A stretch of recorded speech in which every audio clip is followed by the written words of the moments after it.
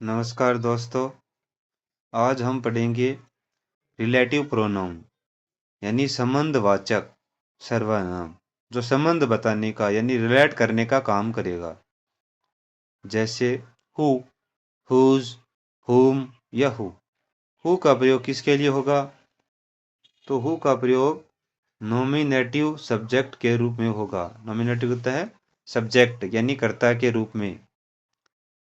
Whose का प्रयोग generative यानी संबंध बोध के लिए यानी संबंध बताने के लिए। हुम या हु एक्यूजिटिव यानी ऑब्जेक्ट के रूप में। एक्यूजिटिव यानी ऑब्जेक्ट के रूप में। सिंगुलर व प्लुरल में समान व जेंडर का भी कोई अंतर नहीं है, यानी ये सिंगुलर प्लुरल में एक समान होंगे और जेंडर यानी महिला हो या पुरुष हो, इन किसी का प्रभाव इस पर नहीं पड़ेगा हु हुज पर। जैसे दीज आर द बॉयज, यह वे लड़के हैं, हु वर्क हार्ड, जो बहुत कठिन मेहनत करते हैं। तो द बॉयज, अगर यहाँ द बॉय एक होता तो भी हु या था उसका कोई प्रभाव नहीं पड़ता। तो द बॉयज के लिए क्या प्रयोग हुआ है? हु का प्रयोग हुआ है। हु का प्रयोग हुआ है तो हु क्या है? सब्जेक्ट के रूप में हुआ है। अब सब्जेक्ट किसका है? वर्ब। वर्ब का है, वो क्रिया है, तो इसका सब्जेक्ट क्या है? हु। तो इसीलिए यह क्या है? नॉमिनेटिव या सब्जेक्ट के रूप में प्रयोग हुआ है। अब हु किसको रिलेट कर रहा है? द बॉयज को। तो यानी जो वर्ब या वर्क वो द बॉयज के हिसाब से ही आएगी। इस चीज़ का विशेष ध्यान रखें। यहाँ वर्क्स आएगी अगर यहाँ द बॉय है, क्योंकि ये वर्ब क्या हो जाएगी? यहाँ सिंगुलर हो जाएगी। दिस इज द गर्ल, यह वह लड़की है, हुम और हु ऑल प्रेज। तो ऑब्जेक्ट के रूप में ज़्यादातर पहले हुम यूज होता था, लेकिन वर्तमान में हु का प्रयोग भी काफ़ी प्रचलित है। तो द गर्ल के लिए क्या हो गया? हुम या हु ऑल प्रेज। तो यहाँ गर्ल एक है या गर्ल्स है, फिर भी हुम या हु का प्रयोग होगा, यानी सिंगुलर प्लुरल का कोई प्रभाव नहीं पड़ेगा। दिस इज द बॉय, यह वह लड़का है, हुज बुक इज लॉस्ट, जिसकी किताब खो गई। तो हुज जिसकी, किसकी? द बॉय की। तो हुज किसके लिए आया है? द बॉय के लिए आया है। यानी इस चीज का विशेष ध्यान रखिए। आगे देखते हैं। विच नॉमिनेटिव व एक्यूजिटिव में समान। नॉमिनेटिव होता है सब्जेक्ट के रूप में, व एक्यूजिटिव का मतलब होता है ऑब्जेक्ट के रूप में। विच का प्रयोग है वो समान रूप से होता है। जैसे दिस इज द गार्डन, यह है वो गार्डन है, which belongs to my aunt, जो मेरे। अब विच किसके लिए हुआ है? किसके लिए हुआ है विच का प्रयोग? तो विच का प्रयोग हुआ है द गार्डन के लिए। गार्डन के लिए होता है विच, यानी जो, कौन सा? बगीचा। Belongs to my uncle, aunt या अंकल, तो आंट से संबंधित है। द आंसर, जो उत्तर। विच, विच मीन्स किसके लिए हो गया? द आंसर के लिए। वह उत्तर है जो यू गेव, तुमने दिया, इज नॉट राइट, सही नहीं है। यानी तुमने जो उत्तर दिया वो सही नहीं है। विच का जेनेटिव नहीं यूज होता है। विच का प्रयोग है वो जेनेटिव का मतलब है संबंध। पजेशन, पजेसिव का मतलब है अधिकार। जैसे यह मेरी कार है, तो मेरी क्या है? अधिकार है। This is my car. तो यानी विच का प्रयोग जेनेटिव यानी पजेसिव के रूप में यानी अधिकार बताने के लिए नहीं किया जाता है। इसके लिए हुज का यूज किया जाता है। अगर विच की जगह विच के लिए हम अगर यूज करना चाहें तो जेनेटिव के रूप में हुज का यूज होगा। आगे देखते हैं। दैट सिंगुलर व प्लुरल में एक समान, यानी दैट है वो सिंगुलर प्लुरल से कोई प्रभाव नहीं पड़ेगा। नॉमिनेटिव व एक्यूजिटिव में भी एक समान, सब्जेक्ट के रूप में व ऑब्जेक्ट के रूप में भी एक समान है। जैसे take anything that you like, anything का मतलब कुछ भी, दैट यानी किसके लिए हुआ है? एक्यूजिटिव के रूप में वह ऑब्जेक्ट के रूप में हुआ है। क्यों? क्योंकि यू क्या है? आगे ऑब्जेक्ट दे रखा, ऑब्जेक्ट के रूप में यू क्या दे रखा है? दे रखा है, क्योंकि यह क्या है? You like. तो एनीथिंग, टेक ये क्या है? वर्ब है, ये भी ऑब्जेक्ट के रूप में हुआ है, तो इसको क्या कर रहा है? रिप्रेजेंट कर रहा है, इसके लिए एनीथिंग के लिए यूज हुआ है दैट, तो ये क्या हो गया, ऑब्जेक्ट के रूप में आ गया। टेक यानी ये क्या है, वर्ब है, और ये क्या है, ऑब्जेक्ट है, तो ये क्या कर रहा है, ऑब्जेक्ट के रूप में इसको बता रहा है। Take anything that you like, तो टेक एनीथिंग, एनीथिंग क्या है, ऑब्जेक्ट के रूप में है, इसी को क्या रिलेट कर रहा है, दैट, और दैट के बाद में यू क्या गया, ये भी क्या है, यू लाइक, तो यू क्या है, सब्जेक्ट के रूप में यूज हो रहा है, क्योंकि लाइक क्या है, वर्ब है, तो ये क्या है, सब्जेक्ट के रूप में है, तो इसलिए ये क्या है, सब्जेक्ट के रूप में यूज नहीं हुआ है। ही वह, दैट जो, अब ही के लिए क्या हो गया, दैट, इज कंटेंट वह जो संतुष्ट है, इज रिच अमीर है, यानी जो संतुष्ट है वह अमीर है, तो दैट किसके लिए हुआ, ही के लिए यूज हुआ। अब ये पूछिए कि किसके लिए हुआ है, तो ही दैट इज क्या है, वर्ब है यहाँ, तो ये किसका उपयोग रूप में हुआ है, तो ही वह दैट, तो ये नॉमिनेटिव यानी सब्जेक्टिव रूप में यूज हुआ है। आगे देखते हैं, वोट सिंगुलर में यूज्ड, यानी ये कह रहा है कि वोट का प्रयोग किस में किया जाता है, सिंगुलर में। नॉमिनेटिव व एक्यूजेटिव फॉर्म, इससे पूर्व कोई एंटीसीडेंट नहीं आता है, अगर आता है तो दैट का यूज होता है। एंटीसीडेंट का मतलब है पूर्ववर्ती, पूर्ववर्ती मतलब इस जिसको ये क्वालिफाई कर रहा है, इसका इससे पहले प्रयोग नहीं होता, अगर देर का है तो हमें दैट का प्रयोग करना है, वोट का नहीं करना है। जैसे वोट ही टोल्ड, जो उसने बताया, यू इज नॉट करेक्ट, सही नहीं है। अब वोट का मतलब क्या हो गया, वोट ही के लिए, अब ही के लिए तो वोट का यूज नहीं हुआ, यानी वोट से पहले कोई एंटीसीडेंट नहीं है। वोट यानी जो, ही टोल्ड यू, तुम्हें बताया, आप क्या बताया, जो बताया उसके लिए वोट यूज हुआ है, तो वोट ही टोल्ड यू, यानी जो चीज बताई गई है उसके लिए किसका प्रयोग हुआ है, वोट का प्रयोग हुआ है। आगे देखते हैं, आई नो, मैं जानता हूँ, वोट यू वॉन्ट टू से, कि तुम क्या कहना चाहते हो। अब वोट का प्रयोग आई के लिए नहीं हुआ है, वोट का मतलब होता है कोई बात बताई गई है, आई नो मैं जानता हूँ, वोट यू वॉन्ट टू से, तुम क्या कहना चाहते हो, जो तुम कहना चाहते हो उसके लिए वोट हुआ है। तो वोट से पूर्व एंटीसीडेंट यानी इससे पूर्व है, जैसे इससे पहले ही, दैट, तो दैट का प्रयोग किसके लिए हुआ था, ही के लिए, तो ही क्या है, दैट का एंटीसीडेंट था, जो हमने पीछे देखा था, दैट, ही दैट, तो ही क्या है, ही यहाँ दैट का एंटीसीडेंट है, एंटीसीडेंट होता है जो पूर्ववर्ती है, और जिसके लिए हम जो प्रोनाउन यूज कर रहे हैं, तो वो वर्ड क्या है, उसका एंटीसीडेंट है।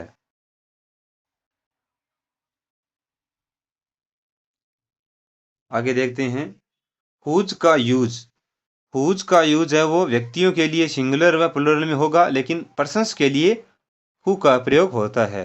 जैसे the girl who is honest, वह लड़की जो ईमानदार है, इज ट्रस्टेड, अब हु का प्रयोग किसके लिए हुआ है, द गर्ल के लिए हुआ है, तो द गर्ल क्या है, ह्यूमन बीइंग है, मानव प्राणी है। इसके बाद में देखते हैं, ही वह, हु हेजिटेट्स, जो हिचकिचाता है, इज लॉस्ट खोता है, वह जो हिचकिचाता है, तो वह किसके लिए है, वह मिस पुरुष के लिए होता है, तो ये भी क्या है, ह्यूमन बीइंग है। तो कहने का मतलब है हु का प्रयोग पर्सन्स यानी व्यक्तियों के लिए होता है। आगे देखते हैं, हुज पर्सन्स के लिए, एनिमल्स के लिए, and non living, non living होता है निर्जीव जो चीजें हैं, थिंग्स के लिए पजेसिव के रूप में भी होता है।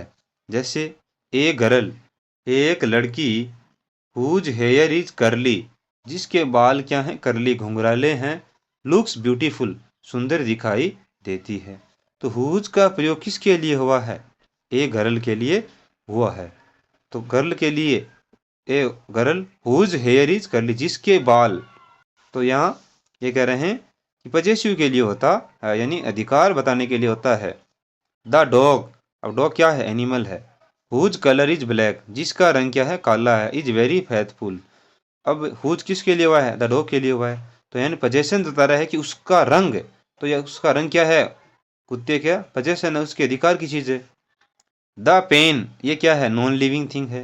हुज कलर, जिसका रंग, इज वाइट सफेद है, इज माइन मेरा है, वह रंग जिसका कलर है वो वाइट है, वो मेरा है, तो द पेन के लिए यानी द पेन के लिए क्या यूज हुआ है, whose.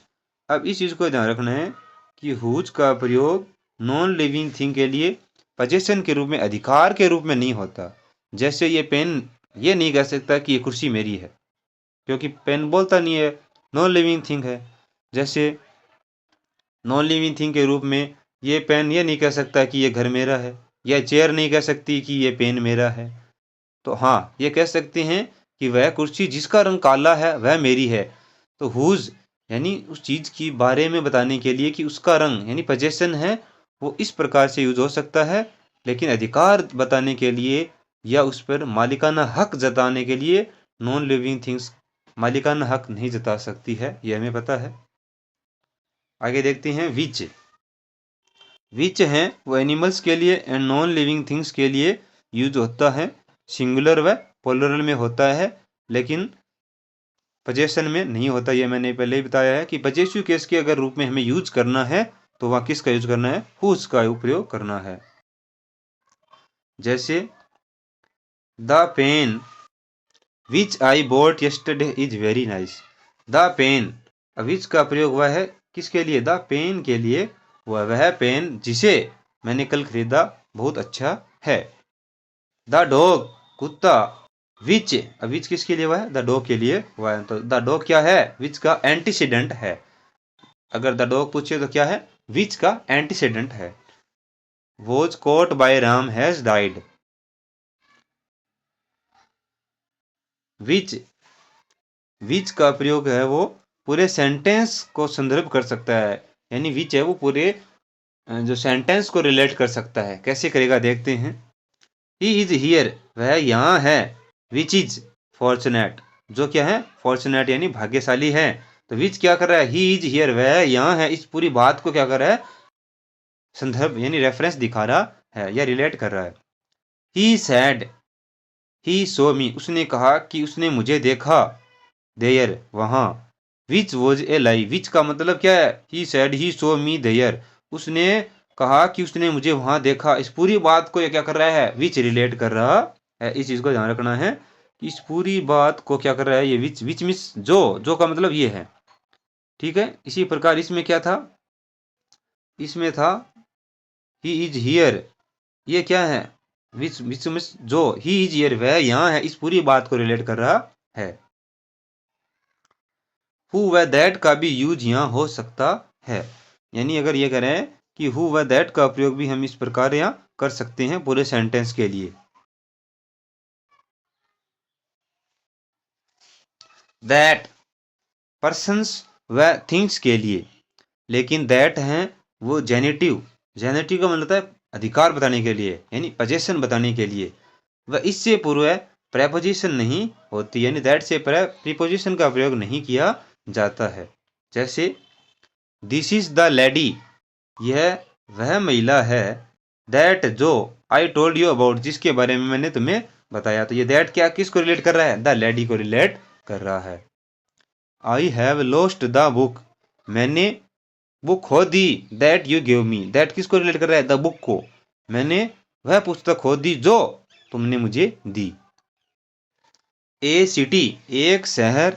That is set on ए हिल, जो एक पहाड़ी पे है या बसा हुआ है। कैन नॉट बी हिड, छुप नहीं सकता। तो दैट किसको कर रहा है, ए सिटी को रिलेट कर रहा है। ए सिटी दैट का एंटीसीडेंट है। All that I said had no effect on him, all में सभी, दैट जो, अब दैट किसको रिलेट कर रहा है, ऑल को। ऑल को मतलब सभी जो चीजें, ऑल यहाँ दैट क्या कर रहा है, ऑल को रिलेट कर रहा है। तो ऑल क्या हो गया, इसका दैट का एंटीसीडेंट हो गया। All that I said had no effect on him, जो कुछ भी मैंने कहा उसका उस पर कोई इफेक्ट नहीं हुआ। नो इफेक्ट यानी कोई प्रभाव नहीं हुआ। दैट का डिफाइनिंग क्लॉजेज में यूज किया जाता है। डिफाइनिंग क्लॉज में भी दैट का उपयोग किया जा सकता है। डिफाइन करना, परिभाषित करना, बताना। जैसे my sister who is a teacher, मेरी बहन जो क्या है, अध्यापक है। लाइव्स इन चाइना, चाइना में रहती है। ये कह रहे हैं मेरी बहन जो चाइना में, मेरी बहन जो अध्यापक है और चाइना में रहती है।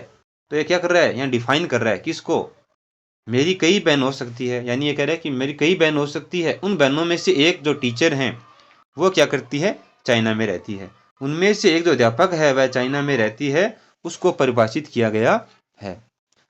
अब इसमें क्या है, कोमा का उपयोग है वो बहुत ही अर्थ अलग देने वाला बन जाता है। कैसे, इसमें कोमा नहीं है, इसमें कोमा है, इतना ही फर्क है। माय सिस्टर, मेरी बहन, हु इज ए टीचर, जो अध्यापक है। मेरी बहन, इसका मतलब एक ही बहन है जो अध्यापक है, लाइव्स इन चाइना, चाइना में रहती है। तो इसको डिफाइन करने की जरूरत नहीं है, नहीं डिफाइन कर पा रहा है। क्यों, क्योंकि उसमें से कई बहनों को एक बहन को डिफाइन करना पड़ता है, इसमें डिफाइन करने की जरूरत नहीं है कि इनमें एक ही बहन समझा जाता है, वही अध्यापक है तो चाइना में रहती है, इसलिए डिफाइन करने की जरूरत भी नहीं। यह अपने आप में पहले से ही डिफाइन है कि बहन एक ही है, तो यह पहले से ये क्या हो गई, अपने आप पता चल गया कि भाई इसी की बहन के बारे में हो रही है। उसमें डिफाइन किया गया है कि मेरी बहन कई हो सकती है, उसमें से एक जो अध्यापक है जो चाइना में रहती है, तो इसमें डिफाइन नहीं किया गया है। तो केवल कोमा लगाने से ही वाक्य में काफी चेंज हो गया। दैट कहां पर हु या विच की जगह यूज किया जा सकता है। हु या विच की जगह हम दैट यूज कर सकते हैं, नहीं कहाँ यूज कर सकते हैं, देखते हैं। इंट्रोगेटिव दैट का प्रयोग कुछ सेंस में किया जा सकता है। जैसे दैट का प्रयोग है वो पजेसिव में नहीं किया जा सकता, डिपोजिशन से पहले हमें दैट का प्रयोग नहीं कर सकते। बाकी जगह हम लगभग हु या विच का प्रयोग कर सकते हैं। इसके बाद में देखते हैं इंट्रोगेटिव प्रोनाउंस हु वोट के बाद। इंट्रोगेटिव प्रोनाउंस है वो हु और वोट के बाद हम यूज कैसे कर सकते हैं, देखते हैं दैट का प्रयोग। What is there, what is there that I can't see, वहां क्या है मैं नहीं देख सकता। वोट इज देयर वहां क्या है, दैट, दैट का मतलब क्या है, किसको रिलेट कर रहा है, वोट इज देयर वहां क्या है। हु एम आई, मैं कौन हूं, दैट आई शुड ऑब्जेक्ट, आई, अब आई के लिए क्या है दैट, हु एम आई मैं कौन होता हूँ, दैट आई शुड ऑब्जेक्ट जो ऑब्जेक्ट करने, ऑब्जेक्ट रहता है ऑब्जेक्शन करने वाला, यानी विरोध करने वाला या बताने वाला। All, same, any, none, nothing, only या द ओनली के बाद दैट का प्रयोग होता है।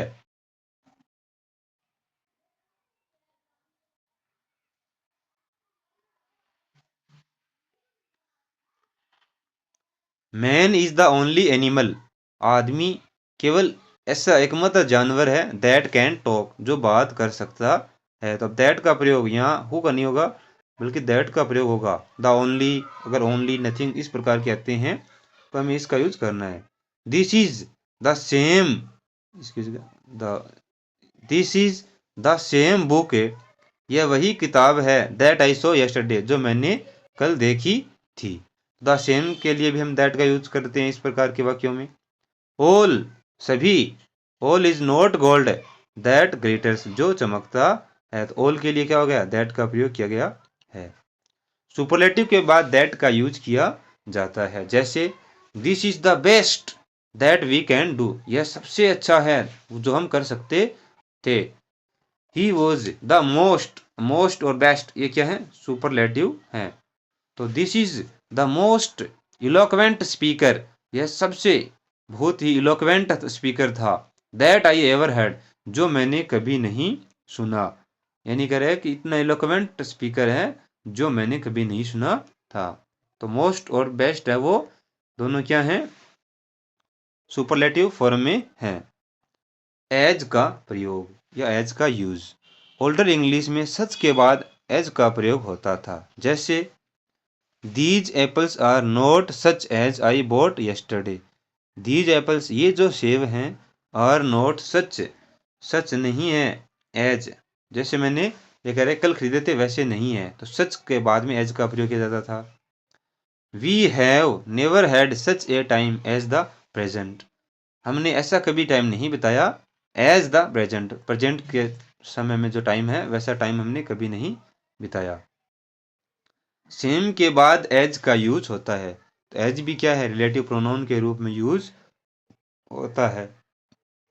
My books are same as yours, तो एज में से वह है कैसी है, तुम्हारे जैसी है। तो my books are same, same के लिए क्या हुआ, एज का यूज हुआ है, सेम एज तुम्हारे जैसी है। तो एज मीन्स कैसी, सेम एक जैसी है। This is not the same as that, यह वैसी नहीं है जो, दैट मीन्स उसकी तरह या उनकी जैसी नहीं है। This is not as that, यह उनकी जैसी नहीं है। द सेम, सेम का मतलब एक जैसा, द सेम और दैट एक और वही, यानी द सेम का अगर यूज होता है तो एक जैसा, इसके जैसी दूसरी चीज होती है। अगर द सेम और उसके बाद में कोई चीज रखी जाती है और ऑब्जेक्ट दैट रखा जाता है उसके बाद में, एक और वही, यानी वही चीज थी, उसी के बारे में बात हो रही थी, वही चीज हमने काम में ली। जैसे I played with the same bat, मैंने उसी बैट से खेला, दैट यू डिड, जिससे तुमने खेला, यानी जिस बैट से तुम खेल गए मैंने उसी बैट से खेला, अगर दैट का प्रयोग हुआ है। अगर द सेम हुआ इसका मतलब है तुमने खेला उसी प्रकार के बैट से, हो सकता है उसी कंपनी का हो, उसी साइज का हो, तो उसी प्रकार के बैट से मैंने खेला, यानी सेम प्रकार की चीज है। और अगर द सेम और दैट का यूज हुआ है तो वही चीज यूज करने वाला, जो पहले वाला यूज करता है वही उसी चीज को दूसरे वाला यूज करता है, तो वो कहेगा द सेम और दैट कहेगा। इसके बाद में देखते हैं, आई कलेक्टेड, मैंने इकट्ठा किया, as many specimens as I could find. अब इससे कह रहा है एज, अब पहला पहला एज एडवर्ब के रूप में होगा। आई कलेक्टेड, मैंने इकट्ठा किया, एज इस प्रकार, इतने, मैनी स्पेसिमेंस एज, अब दूसरे वाला एज है वो मैनी स्पेसिमेंस को क्या कर रहा है, रिलेट कर रहा है। तो एज किसके लिए हुआ है, मैनी स्पेसिमेंस के लिए हुआ है। आई कुड फाइंड, मैं पा सकता था। तो पहले वाला एज है वो एडवर्ब के रूप में है, दूसरे वाला एज यानी मैनी स्पेसिमेंस को बताने में बता रहा है। बट ओल्डर इंग्लिश में नेगेटिव के बाद में रिलेटिव की प्रोनाउन की ताकत रखता है, यानी ये कह रहे हैं कि बट है वो ओल्डर इंग्लिश में नेगेटिव के बाद में रिलेटिव प्रोनाउन के रूप में यूज किया जाता था। जैसे देयर इज नो वन, वहाँ कोई नहीं है, but knows these things, but का मतलब है हु डज नॉट, यानी नो मैन के लिए यूज हुआ है।